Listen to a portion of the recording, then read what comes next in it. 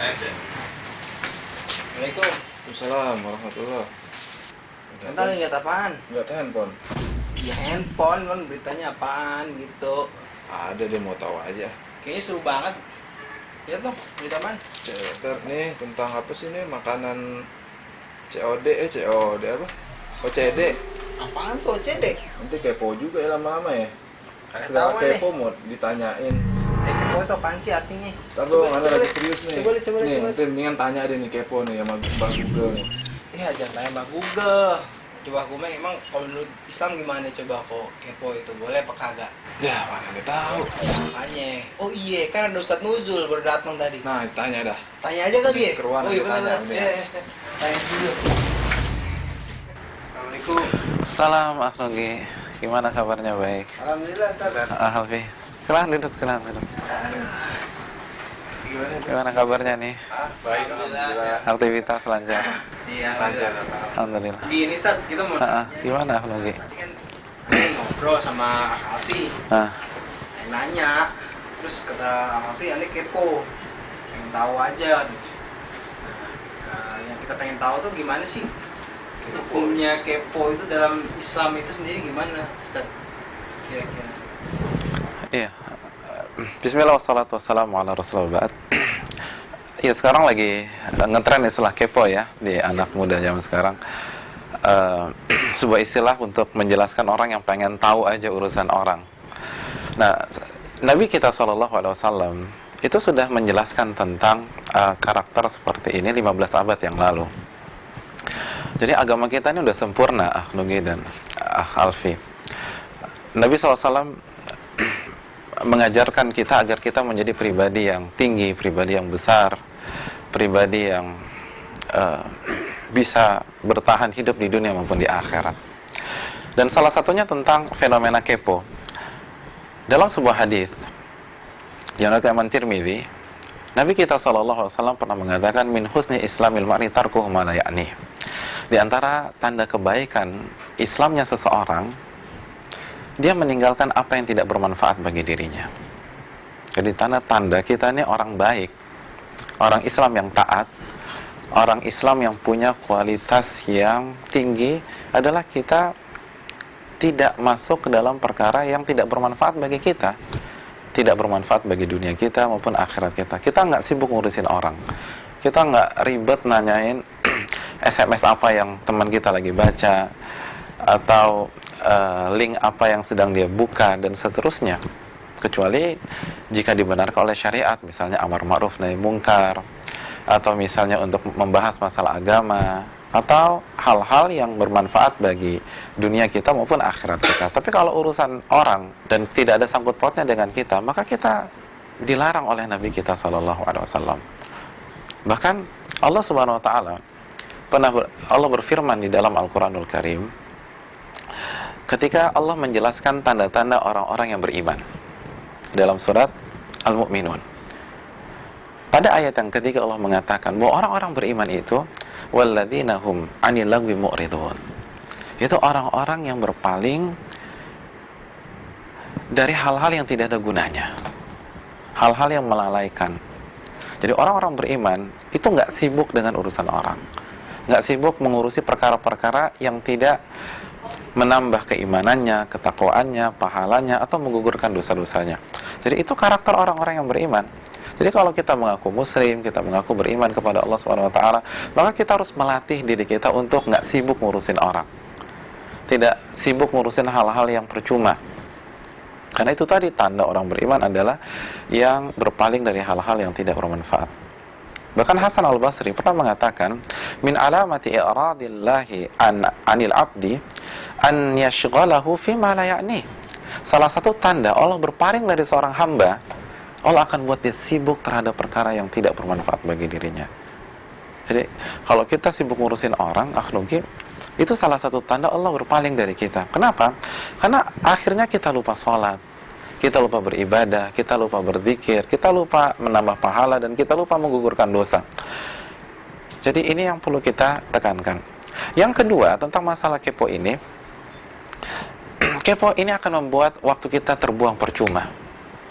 Padahal Nabi kita SAW pernah mengatakan, ni'matani maghmunun fihima katsirun minan nas.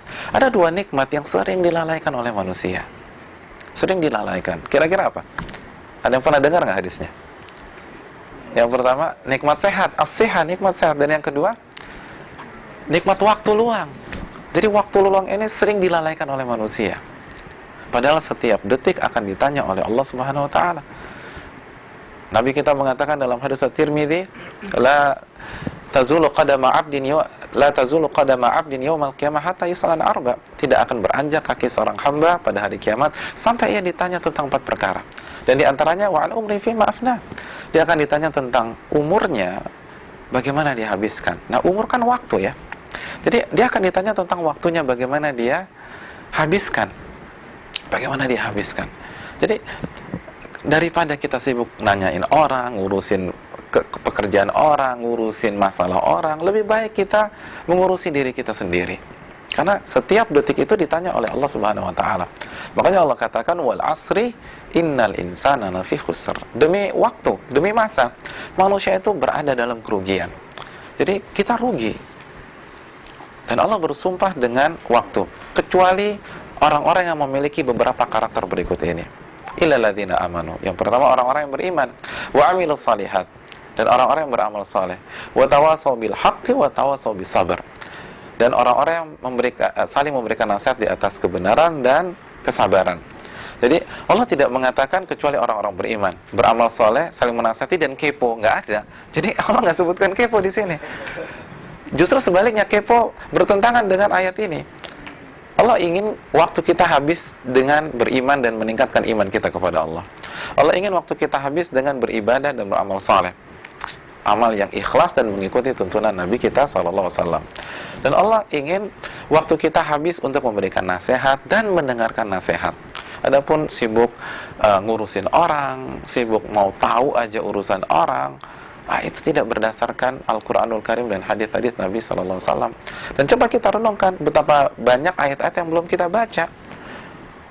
Sebelum kita mau pengen tahu urusan orang, pengen tahu dia sedang browsing apa sih, bagi baca apa, tanya kepada diri kita, sudah selesai belum baca Al-Baqarah? Sudah selesai belum baca Ali Imran? Sudah selesai belum baca surat Kahfi misalnya pada hari Jumat? Sudah selesai belum setiap hari kita baca Al-Baqarah di rumah kita, agar syaitan-syaitan itu pergi dari rumah kita? Inna syaitan yanfiru minal baitil ladzi tuqra fil Baqarah. Sesungguhnya syaitan itu lari dari rumah yang dibacakan surat Al-Baqarah. Daripada sibuk ngurusin orang, nanya orang, mendingan kita baca Al-Baqarah di rumah. Kan begitu ya. Terus juga sudah berapa zikir yang kita baca. Nabi SAW setiap saat itu berzikir, makanya nggak sempat sibuk ngurusin hal-hal yang tidak bermanfaat. Dan Allah katakan orang-orang beriman itu alladzina yadhkurunallaha qiyaman wa qu'udan wa 'ala junubihim. Di akhir-akhir surat Al-Imran Allah mengatakan bahwa orang-orang beriman itu orang-orang yang berzikir kepada Allah ketika dia berdiri, ketika dia duduk, dan ketika dia berbaring. Artinya waktunya habis untuk berzikir kepada Allah Subhanahu wa taala. Jadi coba kita renungkan betapa banyak hadis Nabi yang belum kita baca, yang belum kita pelajari, yang belum kita telaah dan lain sebagainya. Betapa banyak amalan-amalan yang belum kita lakukan. Mungkin kita masih lalai dalam berbakti kepada orang tua, kurang perhatian sama saudara dalam silaturahim, atau kita belum menjenguk orang sakit, dan lain sebagainya. Jadi banyak sekali amal ibadah yang belum kita kerjakan. Kok sibuk ngurusin orang gitu loh. Jadi ini yang perlu kita renungkan. Jadi kepo ini tidak sesuai dengan ajaran Nabi kita SAW. Karena Islam sangat menghargai waktu. Islam sangat menghargai produktivitas kita dalam menghabiskan waktu. Kecuali kalau kita penasaran tentang urusan sosok yang satu ini. Nah, kira-kira sosoknya siapa? Rasulullah SAW. Jadi kalau kita punya perhatian khusus, punya rasa penasaran, pengen tahu tentang Nabi dan segala yang berkaitan dengan Nabi, nah ini bagus. Karena kita diperintahkan untuk meneladani Rasulullah SAW. Dalam surat Al-Ahzab ayat 21, Allah mengatakan, laqad kana lakum fi Rasulillahi uswatun hasanah. Telah ada dalam diri Nabi SAW atau Rasulullah suri tauladan yang baik bagi kalian. Nah, bagaimana kita bisa meneladani beliau, mencontoh beliau, menjadikan beliau suri tauladan kalau kita tidak tahu tentang beliau? Nah, kalau kita punya rasa penasaran tentang Nabi kita, uswah hasanah kita. Nah, ini adalah hal yang perlu kita acungkan jempol, karena itu akan membuat kita mengetahui, kita paham bagaimana penampilan beliau, bagaimana postur beliau, bagaimana pembawaan beliau, lalu bagaimana cara beliau berpakaian, bagaimana beliau berzikir, bagaimana beliau salat, bagaimana beliau zakat, bagaimana beliau berpuasa, bagaimana beliau menyikapi keluarga beliau, istri beliau, anak-anak beliau. Nah, ini perlu kita cari tahu semaksimal mungkin. Jadi daripada ngurusin orang yang belum tentu benar, banyak dosanya, kan manusia ini banyak dosa ya. Lebih baik kita ngurusin dan mencari tahu seorang sosok yang tidak pernah berdosa, dan apabila beliau beraktivitas maka dijaga oleh Allah Subhanahu wa taala, dan Allah suruh kita menjadikan beliau sebagai panutan. Mungkin itu tentang kepo. Kira-kira jelas ya? Iya. Terus, apa namanya, kalau misalkan kita ingin tahu tentang Rasulullah itu kira-kira dapat pahala nggak, Ustaz? Oh, jelas dapat pahala. Oh, dapat pahala. Karena sekali lagi mencari tahu tentang Nabi SAW berkaitan dengan menuntut ilmu agama. Jadi dalam bahasa syariatnya itu namakan talabul ilm. Dan menuntut ilmu, kata Nabi kita SAW, talabul ilmi faridatun ala kulli muslim. Menuntut ilmu agama hukumnya wajib bagi setiap muslim. Bahkan dalam hadis yang sahih dan disahihkan oleh Imam Al-Albani dalam Targhib wa Tarhib, Nabi mengatakan, man ghada ilal masjid la yuridu illa an yata'allama khairan aw yu'allima kana lahu ka'ajri hajin ta'aman hajjatuh. Barang siapa yang berjalan ke sebuah masjid, ia tidak punya tujuan, ia tidak punya kepentingan kecuali mempelajari atau mengajarkan kebaikan yang diajarkan Nabi SAW, kecuali ia akan mendapatkan pahala ibadah haji dengan haji yang sempurna. Subhanallah. Jadi daripada kepo ngurusin orang, mendingan urusin sunnah Nabi, dapat pahala ibadah haji dari Nabi kita SAW. Gimana? Berarti ada dua kepo, Ustaz ya? Kepo yang baik dan kepo yang enggak ya, Ustaz? Ya, Kepo hasanah mungkin, Ustaz? ya, karena dalam ilmu usul, ulama usul fiqh mengatakan la musyahah fil istilah, tidak perlu terlalu kaku dalam masalah istilah. Jadi kalau memang itu maksudnya, maka salurkanlah energi itu untuk mengurusi sunnah Nabi kita SAW. Ya. Terus Ustadz ada nasihat nggak buat ikhwan-ikhwan sekalian yang keponya itu ingin tahu aja urusan Ustadznya, terus malah disebar aibnya di dunia maya. Sebetulnya sekarang lagi banyak tuh Ustadz. Ada nasihat buat ikhwan-ikhwan? Iya. Adapun tentang masalah ini, kita harus sepakat semua bahwa Ustadz kita tuh manusia. Ustadz juga manusia, kan gitu ya. Dan yang namanya manusia, maka masuk ke dalam hadis Nabi, kullu bani Adam khata'. Setiap anak Adam pasti banyak melakukan kesalahan. Jadi tidak perlu diragukan, semua kita banyak melakukan kesalahan. Itu yang pertama. Nah, bagaimana kita menyikapi kesalahan orang? Nabi SAW menjelaskan kalau kita melihat orang berbuat salah, diantaranya beliau mengatakan unsur akhaka zaliman aw madluma. Tolonglah saudaramu yang melakukan kezaliman dan yang terzalimi. Para sahabat bingung, gimana cara nolong orang yang berbuat zalim? Kalau menolong orang yang terzalimi kita paham ya Rasulullah. Kata Nabi SAW, cegah dan larang dia melakukan kezaliman atau nasihati. Jadi ketika kita melihat siapapun itu, termasuk misalnya guru kita, ustadz kita, melakukan kesalahan, maka ajaran Nabi kita SAW mengatakan nasihati, cegah, ingatkan, bukan disebarkan, bukan digibahi, bukan digunjing di luar. Jadi coba dinasihati dengan bijak.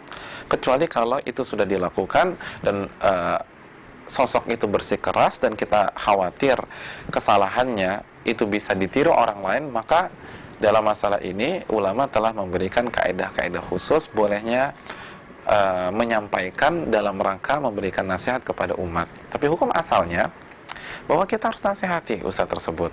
Lalu yang kedua, hati-hati dengan bahaya gibah. Karena kalau menggibahi seorang muslim saja itu berdosa dan dosa besar, sebagaimana ijma' Al-Imam Qurtubi, beliau menukilkan, apalagi menggibahi ahli ilmu yang mungkin khilaf dalam melakukan kesalahan. Yang namanya juga manusia. Besar banget bagi Ustadz dosanya udah gibahin selama Ustadz. Betul, bahkan dosa gibah itu setingkat dengan dosa riba yang paling parah. Dan kita tahu bersama dosa gibah yang paling rendah, ityanur rajuli ummah, seseorang berzina dengan orang tuanya. Anak berzina dengan ayahnya atau anak laki-laki berzina dengan ibunya. Na'udzubillah. Itu yang paling rendah. Dan yang paling tinggi, kata Nabi SAW, adalah ketika seseorang merusak kehormatan saudaranya. Kalau merusak kehormatan saudaranya, itu parah bagaimana dengan merusak kehormatan seorang ahli ilmu. Makanya ulama mengatakan luhumul ulama masmumah. Dagingnya para ulama itu beracun. Maksud daging apa sih? Maksudnya adalah ghibah itu kan makan bangkai. Ayuhibbu ahadukum an ya'kula lahma akhihi maitan fakarihtumu, dalam surat Al-Hujurat. Apakah kalian senang memakan bangkai daging saudara kalian yang kalian benci tersebut? Jadi ketika Anda menggibah, itu sama saja makan bangkai. Nah, kalau makan bangkai saja sudah enak gitu ya, sudah nggak nyaman, mungkin kita muntah-muntah. Gimana kalau bangkainya bangkai yang beracun? Banyak kata Imam Nawawi rahimahullahu ta'ala dalam kitabnya Al-Adhkar, kalau kita mendengar ada seseorang yang menjelek-jelekkan guru kita atau seorang ustadz kita yang kita tahu orang ini baik, ikhlas, tapi mungkin khilaf sebagai manusia, maka kita wajib membela kehormatan ustadz kita tersebut. Tidak boleh diam, kita harus membelanya. Ini dikatakan Imam Nawawi dalam kitabnya Al-Adhkar. Mungkin sampai di sini ya, sudah jelas ya, jadi hati-hati. Terima kasih banyak ya.